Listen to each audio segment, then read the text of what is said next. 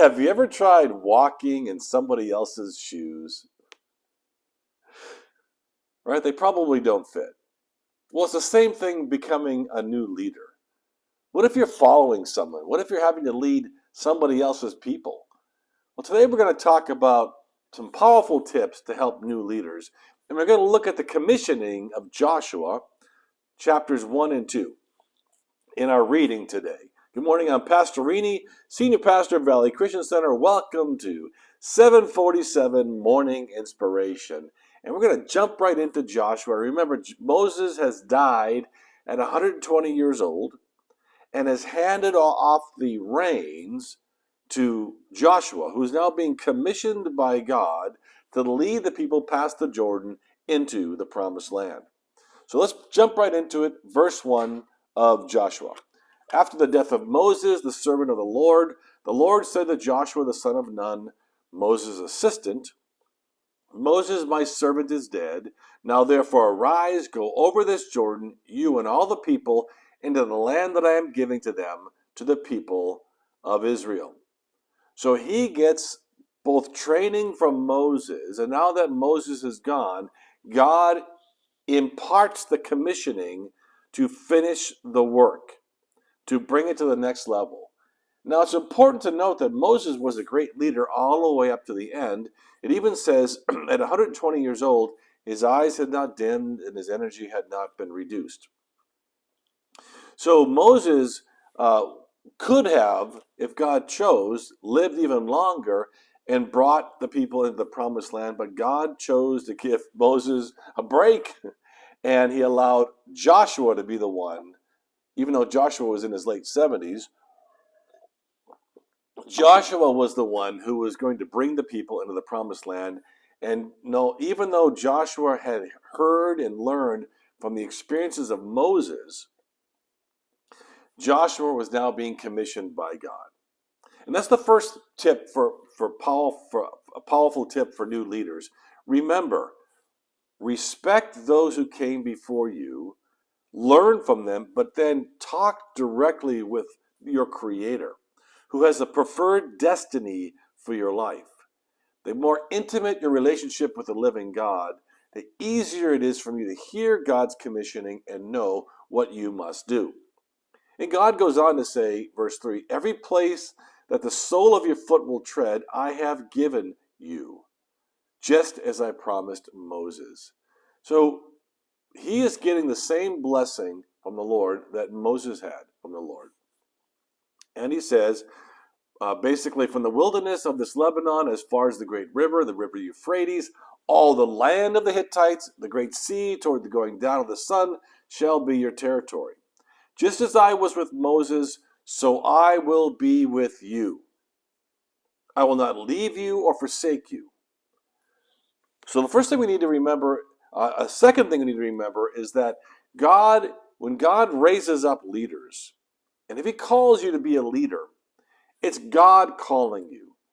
And God is not an either or. He doesn't have to remove Moses for you to be blessed. He can have blessed Moses' life and impart a new leadership potential on you. God's a God of both and, not a God of either or. So he says, verse 5, no man shall be able to stand before you all the days of your life, just as I was with Moses, I was with you. I will not leave you nor forsake you. And then he says, be strong and courageous. For you shall cause this people to inherit the land that I swore to the fathers to give them. Now, why did God call him to be strong and courageous? Because he was going to have great persecution against him. He was going to have grumbling people with him. He was going to have opposition from the people who were in the land he was conquering. He told them to be strong and courageous because he would need to be strong and courageous. Verse 7, only be strong and very courageous, being careful to do according to all the law that Moses my servant commanded you. So again, he's saying, don't reject the experiences and the training of those who come before you. One of the powerful tips of leadership is people think, I will lead better than those before me. I know more. I'm better. I'm smarter. What they did was antiquated. What they did was old. What they did doesn't work today. But God's telling Joshua just the opposite. If you maintain the moral stance of respecting the commands of God, like Moses did, I will be with you. Huge mistake. I see it all the time with young leaders. Well, that person was too old. That person's thoughts were antiquated. And they remove their cultural differences from the truths that made them a great leader before them. So in other words, don't reject the truths that never change, that there is one God and you serve that one God and your character matters and believing and standing for something matters. You need to, you may not agree with their likes and dislikes of culture, music, dress, right? But the truths that made them great leaders, the godly principles of how people trusted the leaders before you, you need to learn from those and bring them into your leadership, just as Joshua did. He obeyed the commands of the Lord. And he says in verse 8, the book of the law shall not depart from your mouth, but you shall meditate on it day and night, so that you may be careful to do according to all that is written in it. For then you will make your way prosperous, and you will have good success.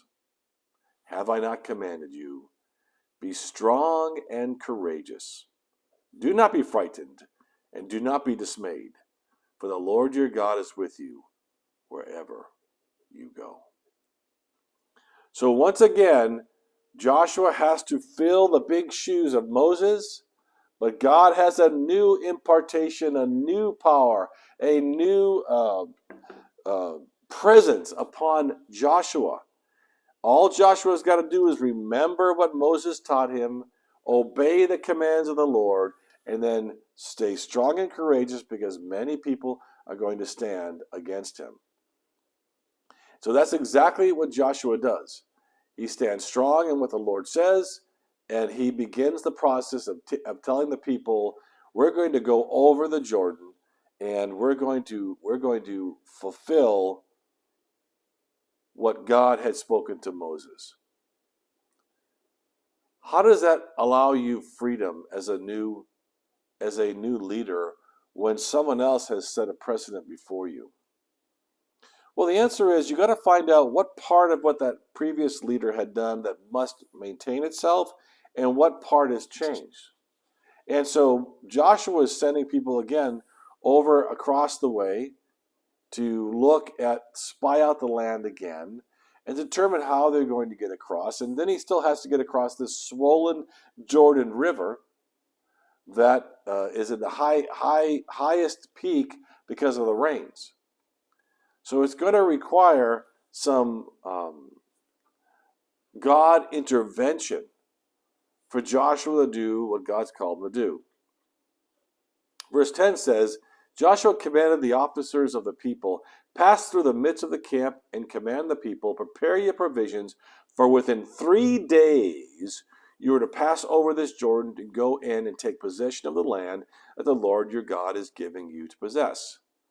So we discover another thing about a tip for a new leader. As you have been given the vision, you must cast the vision to others. I have a saying, it's Irenaeism, that you are to cast vision over and over and over again until you are sick and tired of hearing yourself say it.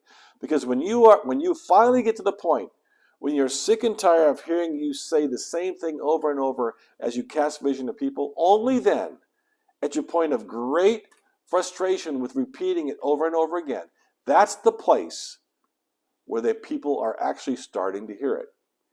So I always say, you must say it 5 times for someone to hear it once. And it's not because people are stupid. It's because people are inundated with voices and noise and social media and information. They are inundated with thousands of messages a day. You must permeate those messages and speak your vision over and over and over and over again until people start to get it. You are pushing through the noise, pushing through the distractions. And if you're not willing to repeat the vision over and over again to the people, they're not going to get it or they're going to forget it. And that's on you as a leader. So Joshua told the people, hey, just so you know, in 3 days, we're going to go to that place. We are going across that river. We are going to begin that process of taking the promised land. That takes the final one, faith. You've got to have faith that you are called to be the leader, that the shoes that you've been given you can fill by the power of God, and you've got to have faith to speak into existence the visions you believe God has for you and those you are leading. If you will not speak them, why would anybody follow them? If you did not believe them, why would anybody follow you? So Joshua is now starting anew, inspired by God to be strong and courageous, and leading others to do the same. Well, if you like that today, that's this video, hit the like button right there. Hit the like. Just keep right there. Hit the like button. It helps us share this message with others.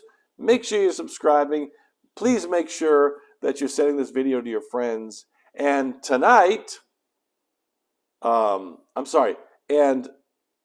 Wednesday night, we're going to be having our 7 o'clock How to Have Hard Conversations roundtable, Valley Talk table, roundtable conversation at Valley Christian Center. So if you live in town, come to Valley Christian Center on Wednesday night, 7 o'clock.